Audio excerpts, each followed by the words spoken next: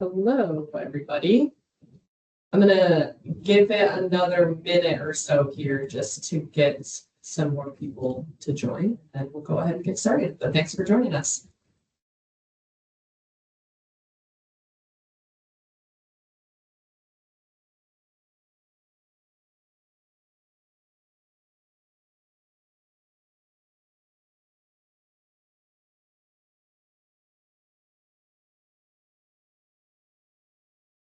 All right, I think we can probably go ahead and get started. So again, thanks for joining everybody.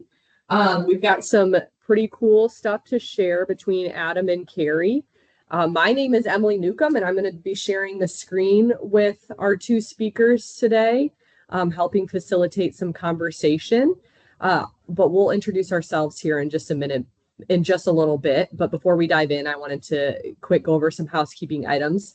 If there are any questions throughout the presentation, feel free to put those in the Q&A at any point in the session, and we can address them at the end. We did have some pre-submitted questions, so if you submitted something before the webinar, we will address those questions at the end too. But anything that pops up when Carrie and Adam are sharing all of the good information, feel free to drop it in that Q&A.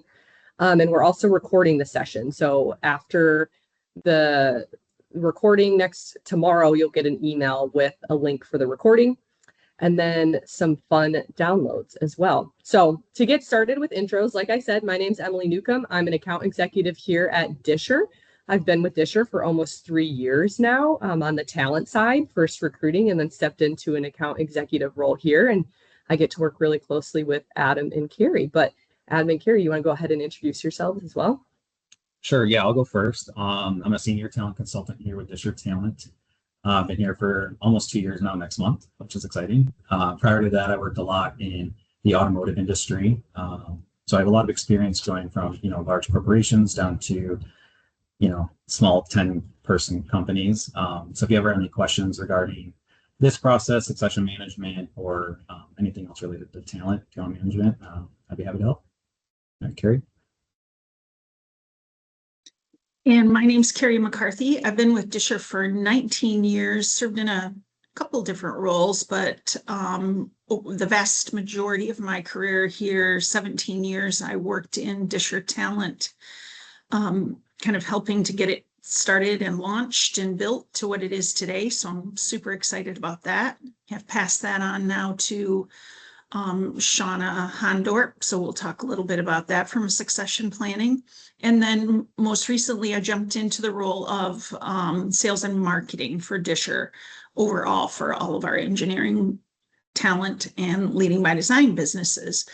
So, and I'm soon to be ready to launch that off to the next individual that'll take that on. So we'll talk a little bit about my succession and how we've built that. Awesome. Thank you both.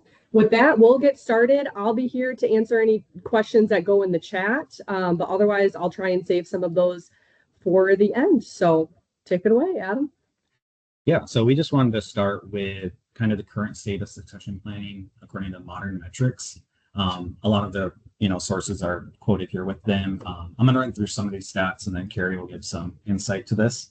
Yeah, so 86% of business leaders say succession planning is critical to success. Yeah, only 7 out of 10 say long-term succession planning feels necessary or futile in today's fast-changing environment. 42% of talent executives cite succession strategy as a top focus. So you can see here that leaders think it is important. They say it's critical to success. But on this next slide here, you'll see that only 30% of family businesses survive to the second generation, just 12% make it to the third generation, and 40% of leaders fail within the first 18 months of a transition. So while everything is perceived as highly critical, not necessarily many businesses are properly prepared. And you can see here that only 6% of business owners planning to retire in the next decade have a documented succession plan, which to me is terrifying. But yeah, Carrie, do you want to give any thoughts on those? Oh, you're muted, Carrie. Sorry. I think these are pretty startling statistics if you look at it. So one thing I just want to point out is that I really believe that most leaders, when they think about succession planning, I think they look at it as this nice to have, or it's just this C-suite transition where they need to transition, you know, a new CEO or a new president in place. So they don't really think about the rest of the organization. And I think one of the big things is you need to start looking at succession planning throughout the organization, not just for the key roles that are in the organization and not just specifically for just the key roles. And then really, if you look at this data looks at succession at the top of the organization, like I said, around the C-suite. And we really need to make sure that we're spreading that succession wealth across, because it can have huge impact and huge ripples all the way through the organization if you're not planning properly. Yeah, I totally agree. I would say, you know, one of the most common pitfalls is just who are we replacing at the very top, right? And then you have like a specific person tied to that, and that's like the old way of thinking. We have a president, the VP will just take their place. But as you can see, it rarely works out that way, at least effectively.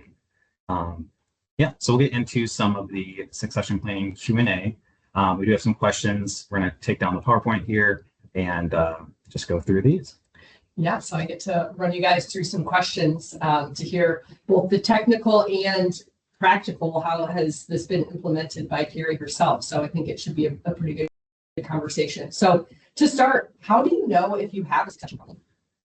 Yeah, so I would say, assuming you are a senior leader in your org, I would think that you should be able to answer these questions I have here I'm about to discuss. You should be able to answer them fairly comfortably.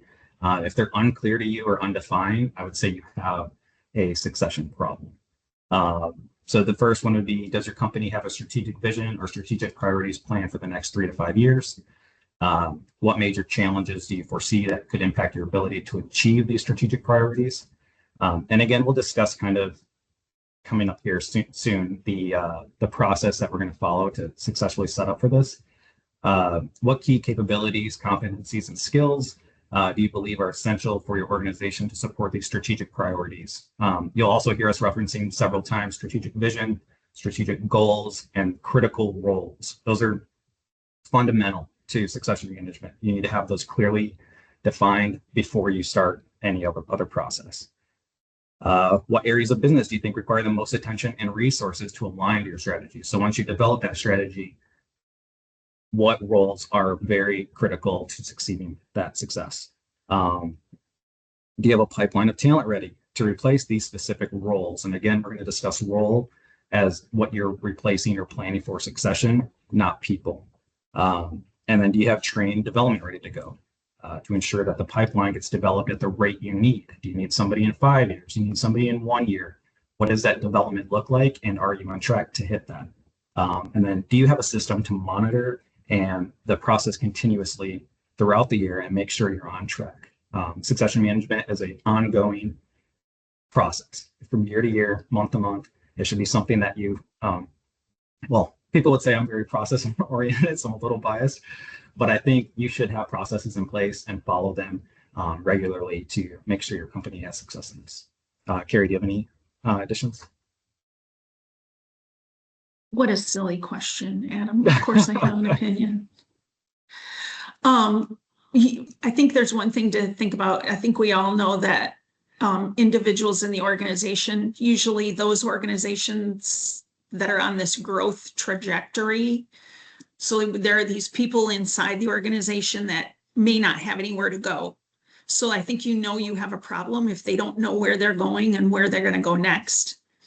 And then I think we have people in leadership roles that are of the age of retirement. So if you're starting to see people that might be at the age where they might be retiring in a few years and you have zero plan for what you're going to do to replace those key people or key roles, you have a succession problem.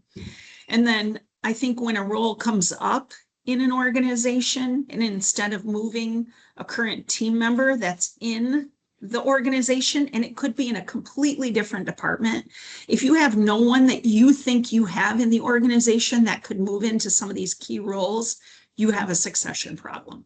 And having to go outside for talent to fill those key roles is very costly, not only to the culture and to the organization, but it's very costly just in dollars as well. So all of those kind of are key points, in my opinion, for reasons why you might think you have a success. All right. Yeah, I can attest, Adam is very process oriented. So if you need somebody to help you with this process, he is your guy. But next question, what really happens when there is no plan? Yeah, I would think the most obvious thing is that you'd be rushed into making the incorrect decision. These things take time, especially in my opinion, the higher you go up in the org, the more thought and intention there should be with the replacement. You may end up just promoting the next person in the org chart, and like Carrie mentioned, that may not be the right fit for your strategic goals, especially in the future. They may have been aligned maybe 10 years ago and have worked their way up through the company, but now they're not aligned with the future of the company.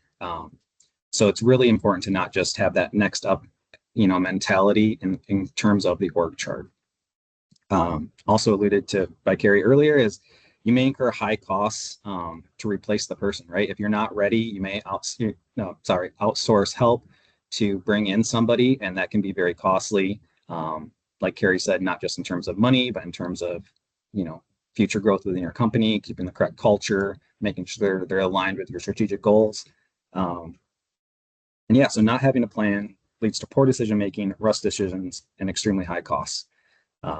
Some common pitfalls would be where people just focus on the role, where you should just focus on the role and not specific people. A lot of people will just focus on, oh, we need that next person up.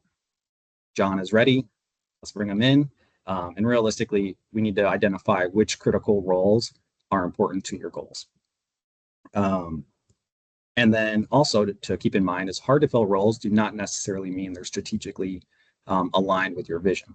So just because you have a unicorn person and you're like, oh God, if they leave, we don't know anybody that can replace them. It's going to take forever. It took us 3 years to find this person. If that role specifically is not aligned to your strategic vision, they should not be a priority in your succession management. So you need to identify, again, what critical roles are aligned with your strategic vision. Carrie, do you have something to add? Yeah, I've seen, and with my own personal experience where organizations will go outside to fill a role because they don't think that they have someone that's in a position to be promoted. And then see where it takes 4 people to actually fill that one role because they keep going through them. So that churn is crazy. I think also looking at going outside can be really a test, because then the ramp up times, it takes so much longer for you to ramp up. There's so much tribal knowledge in people that you're replacing in those roles. If you don't have kind of this plan in place for people for that knowledge transfer to happen. And also culture. I mean, every time you're making a change and you've got somebody from the outside who doesn't know the first thing about your culture, that should be the first thing that you're teaching them. So going outside and not having some sort of succession in place, just in terms of growth at every level, again, of the organization, I think is key and helps to kind of prevent some of those pitfalls.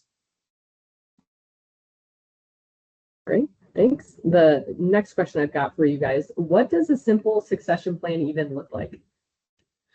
Yeah, I would say there are typically 5 stages that we follow for succession management. The first being to align strategically, right? You probably heard me say that 10 times already, but that is very critical. You need to know where your company is going and what's important to hitting that success. Once you know that, you can identify the next stage, the critical roles in your organization that you need to have succession plans for. Once you have that, the next stage would be assessing the talent. Hopefully it's internally. Hopefully it's somebody you can develop. There are very different metrics you can use, like 9-box assessment tools, things like that, to kind of coordinate where people are and where they're ready and when they'll be ready and what's going to be required to make them ready by the time frames you need. And the next would be providing development, right? You need to be able to have the time to identify what growth areas they need and how you're going to invest in them to prepare them so when the time does come, they are ready. And then the fifth stage would just be monitor and adjust the process, right? So succession management isn't just like here's a checklist, every company does it the same, we're all good to go. It's very unique, very personalized. So you need to be able to monitor and adjust the process, especially depending on the type of company you are, the industry you're in, and the size of your organization. Those will all factor into the approach you should take and how often you should monitor, who's involved, and things like that. And then in terms of the talent, which most people are concerned with, right? Do we have the right people? How are we going to develop them? There are two different succession approaches, I think. The first would be a role-based approach where you're just like, all right, we need a specific, I don't know, senior manager, right, of engineering. I'll just say that because that's what we do with a lot of teacher. Instead of just focusing on who can be the senior manager of engineering, I prefer a pool-based approach where you identify what leaders across your organization can get to that next level. So when the time comes, it's not just, again, John that's ready to go. John and Janet and Sue, all three are ready to go. So if we lose people along the process of development to competition, or they don't go and start their own business, because we're probably dealing with people that are very like go-getter mentality. So when we get there, it's best to have a pool of people that can all fit in where they're needed within the organization. Carrie, on to you. Sorry. Yeah, that's all really good, Adam. I think just from my personal experience, as you just start to look at simple succession plans, it doesn't have to be this, you don't have to have this huge system.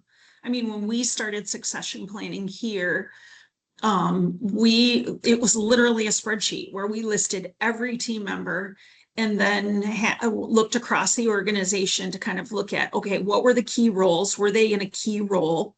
So for example, a person who's maybe in, our IT leadership, that's a key role for the organization. That's a role that you have to have in place. CEO, so it's looking at what those key roles are, and you can put that into a simple spreadsheet to get that started. But the biggest thing, and I think Adam said this a couple times, you have to take the person out of it and put the role in its place. Like, what's the key role you're trying to fill, not necessarily the people that you're trying to fill, because people are replaceable, and you can't match a person up exactly, but a role and specific traits of that role and key skills of that role you can replace. But it doesn't have to be complicated. Yeah, I would agree. I would think that, a simple spreadsheet is a great way, in my personal opinion, a great way to do it. You don't need to invest in very expensive third-party tools to track and monitor, evaluate.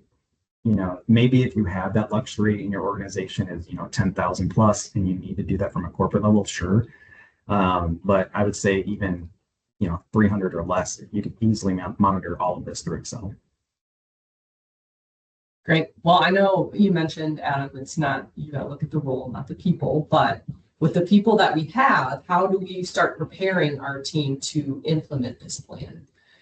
Yeah, I would say first and foremost, you need leaders to be bought in. They need to be this, succession management is leader driven. You need all of your leaders putting input, putting effort, putting time into this. For each stage in the process, you want to make sure you have the right people in the room. Not necessarily everybody needs to be involved in every stage, but you need to make sure you have the right people in the room, evaluating and discussing to make the right decisions. If you have leaders bought into it and you're properly handling the process, talking to the right people, giving people the opportunity, there should be no hiccups realistically as you go through the process and implement the change. There should be no surprises, right? Everybody should have that conversation. What are your aspirations? What do you want to do? Like, everybody should have been given those opportunities to make it very well known where they want to go. Oh, sorry, lost the lights. Where they want to develop, and then what you can do to get them there, right? Like Carrie mentioned, even on the org chart, if they're way over here and you need someone up here in the senior management, how do we train them to make them ready to go to any of that C-suite, right? So realistically, everybody bought in from top down, and be transparent throughout the process, right? Some things should be confidential, in my opinion. I think 9-box assessments, right? They should be confidential. You shouldn't be just publicly sharing people's evaluations of where they're going. But in terms of making those decisions, it should be pretty transparent. Yeah, let me just add to that, Adam, as I look at, my experience. Yeah, I was pretty clear that I had kind of this 5 to 6 year plan that I knew I was going to be transitioning.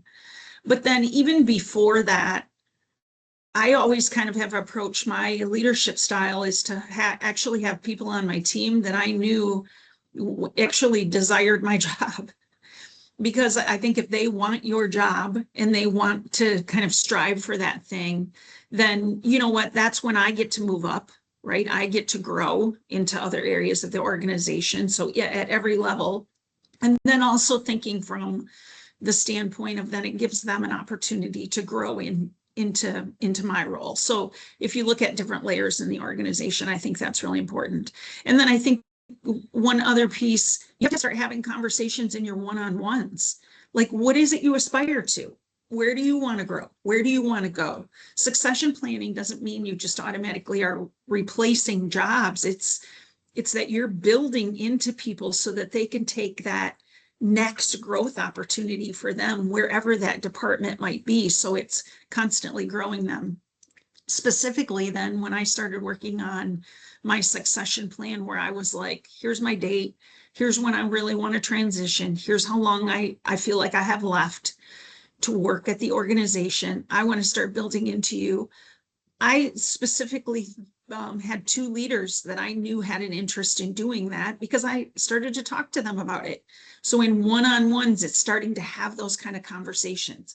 Where do you want to go? Where do you see your long-term plan being? And then you start having real conversations with them one-on-one to have that. I, at that point, did not talk with others in the organization at that point, but aside from my coach and, our founder, just to say, here's kind of my exit plan. But aside from that, it wasn't something that needed to be company-wide at this point. But then it was just kind of having those conversations. The thing with that too, you have to remember, some of those conversations I had early on were with people that I thought would still be in the organization. So you need to make sure that you have multiple people kind of that you're thinking of for that kind of succession plan, because some people leave because they find an opportunity for growth that might be sooner than my 5-year trajectory, right? Which has to be okay with us. So just keeping in mind, it's good to have 1 or 2 extras, and then that communication just literally has to be ongoing. It's part of development. It's part of one of your team members' overall growth trajectory. Yeah, I would say another thing is that I hear a lot is leaders being afraid to invest in the wrong person or put the time and resources in. Like you said, you can spend 5 years developing somebody. Oh, they're my successor, they're good to go. Opportunity A comes along, they take it. And yeah, that was time and effort put into them. But to develop everybody as they go along is important, right? Whether you're developing from your company or their own future, that also helps with like your company culture, retention. These are all things that everybody really wants, right? You need to have opportunities to grow. That's the number one question I always get when I'm talking to a candidate, when I'm looking to like help place somebody for a customer. The question is like, what are opportunities for growth? Who am I reporting to? How does that look like? What are the growth opportunities? What is training like? And these are all critical. So if you have these implemented into your company and ready to go, and don't have that fear of time and effort, put into somebody that may leave, just have that part of your company's culture. It'll do you well. Okay, so we've identified the role. We've looked at the team. What happens if we're looking at who we've got on staff and we just don't have internal candidates for these positions? Yeah, I mean, I would say one of the first things people look at is they just assume they don't have the person, right? You need to have those conversations early. It's like Carrie mentioned in the one-on-ones, figure out people's aspirations. Just because they're working over in this part of your company doesn't mean they don't want to be elsewhere in the future. And the earlier you start that, the better. The more it's known, the better. So you can develop training and development to get them there. And also another important thing would be just because somebody's excellent at their job, it doesn't mean they're the person that's going to take that role, right? They may not have any aspirations to go above where they are. They may, they may be an account executive. They love sales. They just want to sell, sell, sell. And you talk about, hey, you want to be the sales manager? And they're like, no, I, I just want to stay in sales until I retire. So you got to have those conversations, make it well known. There should be no surprises. Don't make assumptions, make it very clear and give them opportunity to come forward, right? You need to allow them opportunity to feel comfortable to come forward with aspirations. And then again, with your own talent pool, you need to identify who's ready now, who's ready soon, and who's going to be ready in the future, right? Whether it's like in the next year, next 1 to 3 years, or 5 years plus. And once you and you can set this up in Excel, right? And once you have that kind of laid out, you can determine development plans to get people into those sooner stages as we go forward. Yeah, I guess, Carrie, do you have any insight to that? Adam, you hit the nail on the head. I mean, any comments I was going to make are pretty similar, just in terms of look across the organization. When I moved to sales, as most of you know, in this room, you know what, I started to look across the organization. We had engineers that desired sales. We moved engineers into sales because they had a desire for it. They were good at it. They had the skill set for it. And so we moved people. I moved people from talent acquisition that, thank you, Emily, for making the move, who had talent acquisition experience, which falls closely into sales.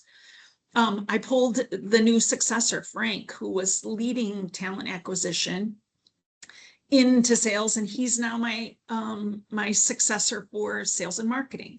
So I think it's, don't be afraid to allow people to move into other departments. I think, to me, that's just good leadership.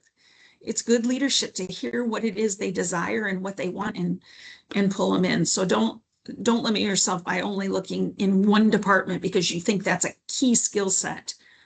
I've got some great salespeople that were engineers. So, it works.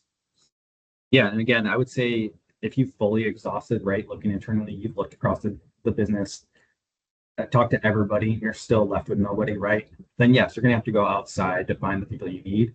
But the earlier you identify that, the better. So when you're making hires that may not be for strategic roles, but they may just be for an entry-level role or, mid-level role, you can have that as part of the interview process, right? Like, what are your aspirations? Like, do you want to grow? Like, you want to identify during that process what they want. So you're not just hiring your next mechanical engineer, but you're hiring your next mechanical engineer that also wants to get into leadership.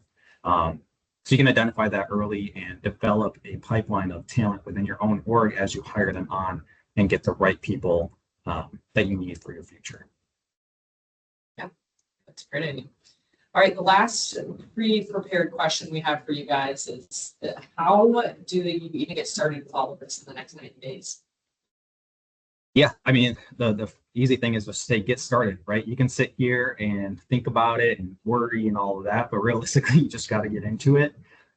Again, I'm a strong believer in that 5-process succession management plan. So right away, make sure your strategic vision is aligned across all of your leaders, right? You all know where we're going in 5 years. We may not know how we're getting there, but this is where we're going. This is everything we need to put our effort in. Once you identify that, you can identify the critical roles you need to get there. And this is something that can be done over the course of a few weeks, right? A couple meetings, maybe just send out some information during, leader meetings. You can have this. After that, you can assess the talent you have internally. Who can go where? It's really easy to map this out. Again, you may have to have those early conversations for aspirations. But then, yeah, you can fill that in. And then after that, you would have to identify how you're going to get these people trained and developed to move where they need to move, when they need to move. And these are things to consider when you're planning out who's going where and when you need them. I mean, these are all things you can definitely do within the next 90 days. It doesn't take much effort. You can track it yourself. Obviously, you can bring in outside help, bring in somebody with experience to do this for you or help walk you through this process from beginning to end or any part in between. But realistically, it's just Carrie? Yep, you did it perfect. I was just gonna say, I think the number one thing I would say is just get started. And literally when we got started, it was a Excel spreadsheet and we started at the senior level. We started at the senior level and said, okay, right now we're just gonna look at our goals, where we look at the key roles that we saw within our own groups and identified that and started from there. So don't feel like you need to start with the whole organization. Start with the key roles and start with maybe the senior level and then work your way up to it. But don't make it complex. Doesn't need to be. But just get started because it's that important. I agree.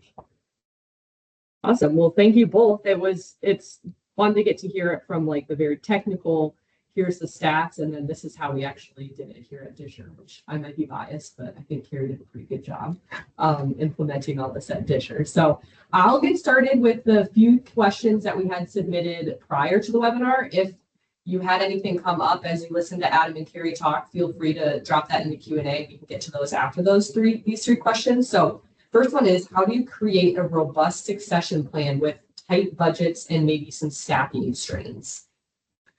Yeah, I mean, I would say this kind of goes to what we talked about earlier, right? Where people are concerned about budget and time. But the upfront costs and the upfront time investment is much smaller than it's going to be if you don't do this, right? The cost to hire externally is tremendous compared to the cost and effort you'll put in early in development and training.